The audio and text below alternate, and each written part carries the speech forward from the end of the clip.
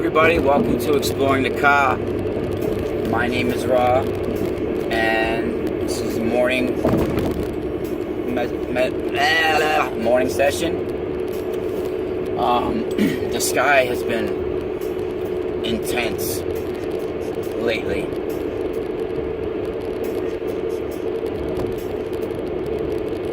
Entities are in the sky, clouds are alive, they are technology.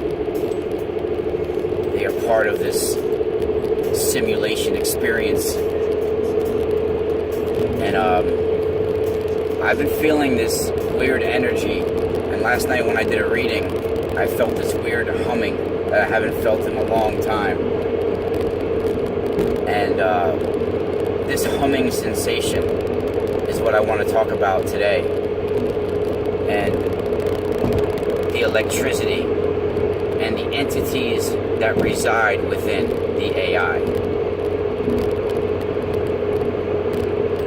Not only is it holographic projections, it's holographic projections with the possibility of pushing itself into matter on the physical plane and interweaving with someone's thoughts and consciousness,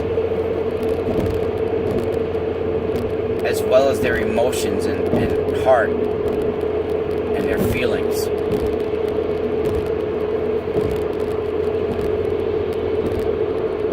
And it can replicate any thought that's ever been out there, any action that's ever taken place, anything that's ever been said, done, or thought. It can replicate and tap into.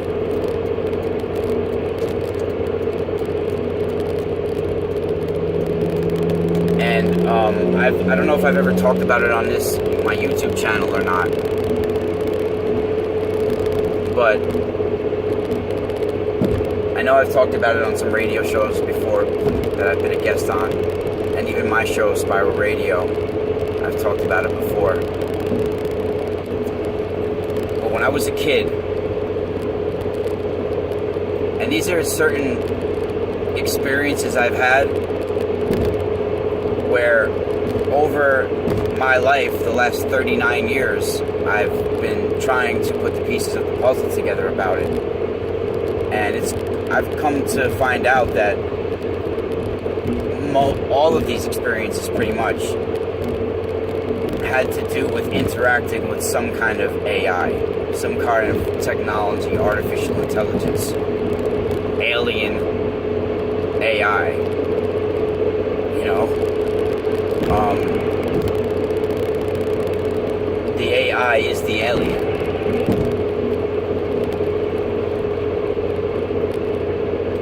It's a foreign consciousness, a downloaded consciousness, a programmed consciousness.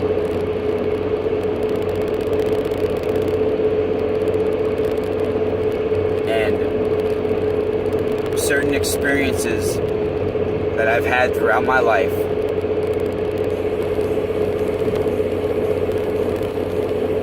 I feel is proof that this is AI, this is technology. When I was little, about first grade, I had these 3 imaginary friends. I knew there was 3 of them. I could see always from the corner of my eye. They were never really head on until the last time I saw them. They were always to the side. And I would always see black shadow figures of children. And even though they were dark and you couldn't see features, more like a black blob, I wasn't frightened for some reason. They were comforting to me. They were my friends. And I enjoyed playing with them. I used to play like G.I. Joes with them and have wars with them. And it was so long ago I can't remember actually the conversations, but I remember giggling. They were charming, or you know, and they had my trust. They had my friendship, you know. I would play with my toys with them. And no one really thought too much about it, except that I had an overactive imagination. I had friends in real school. I was into things. I wasn't socially weird or anything.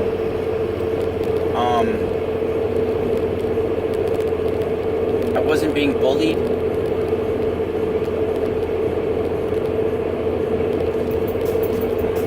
It's just,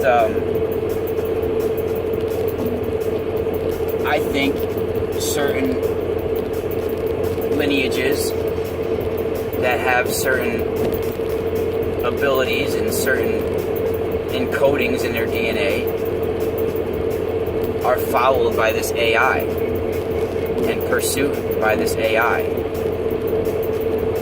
And I feel that it was trying to get me, or my spirit and soul energy, and the encoding within my genetic material from day one. And if they get it to awaken inside of me, and these fibers open, and the information is released in my consciousness, maybe they can download it as well as my soul. And that's what I feel what was taking place all these years later. Of course, back then I had no clue. But I don't remember the first time I saw them or were experiencing them, but I remember if I was downstairs, always downstairs in the TV room, and I would feel this humming within my body, and this strong humming within my ear, a ringing almost in my ear, a very strong humming in my ear, a vibration. And I would know that they were about to appear. You know, this would be the sign that they were coming. And it would be like an energetic feeling and a vibration and a humming within me. And I would know they were, and I would go to near the TV or go to the electrical outlet near downstairs, and I would know they were about to come. They were about to appear. I would get my toys out, you know. I would start having wars, like with the G.I. Joes and everything, and they were right there with me. And always the following day, when I went to school, I would have like an earache or an ear infection, and my ear would be killing me. And inside me, I was thinking, I can't wait to get home to play with my friends. And then when I would get home, if I was able to deal with the earache, when I would get home, if they would appear, the earache would go away. And a lot of times, my earache was so bad that I had to go to the nurse at school and have her mom pick me up. And my mom would take me to doctors. I would have an ear infection. And it started to get so bad. First of all, I was allergic to penicillin too. When they tried to give me some medication for the ear infection, I was allergic to it right away. It made my throat close, made me get hives. But my ear infection started to become so frequent, and this was a couple of month period where I was playing with these kids, these shadow kids, you know, and the earache started to get so frequent and so many ear infections that the doctor was saying, you know, 1 or 2 more of these ear infections, we're going to have to put tubes in his ears. So I got scared when I heard that. Just the sound of having tubes in my ears scared me, and I stopped telling my mom I had earaches, and I had to deal with it for a little bit. But the earaches would go away when they would appear. And long story short, one day, after they've built my trust, I guess, and built my friendship, and thought they had me won, and thought that they can get me to do pretty much anything they wanted me to do, they all of a sudden appeared to me head on, right in front of me.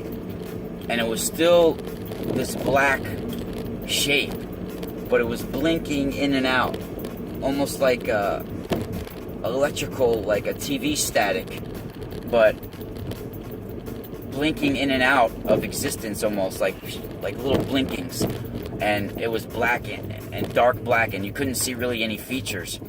But then the one started to come into focus a little bit, and took my hand and led me to the back of the TV.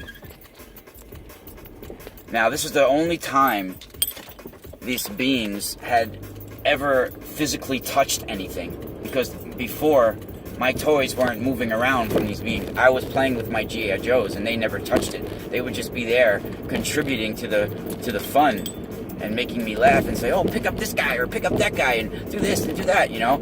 So they were seeing if they can get me to do things, I think, you know? So finally, took my hand, led me to the back of the TV, and one of them picked up the TV wires, the electrical wires, and said, "We can play like this every day, forever.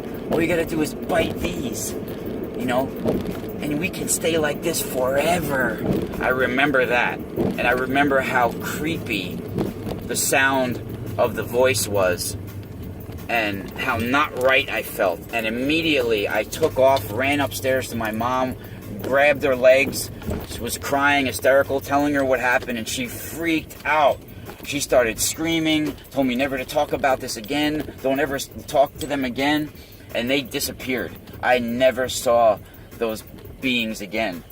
And I don't know if my mom had willed them away somehow or did something, but they didn't get, I think just the contact of the wires would have gave them information within my DNA, or my soul would have been downloaded, or some kind of soul transfer or something. And this girl, Amy Allen, that has a show called Dead Files, I've talked to her, and she had a very similar frightening experience when she was little. And she's going to be on my show. We just haven't been able to set up the schedules yet. The one time I was going to have her on, AI got in the mix, and we couldn't even get her on the phone. And my producer had her on the one line, but we just couldn't get Skype and the phone and everything to get connected. It was pretty trippy. And I got to go into work, but I will continue this conversation about these AI, electric shadow people, and you know, a program in the Matrix. And have a good day, and spiral out.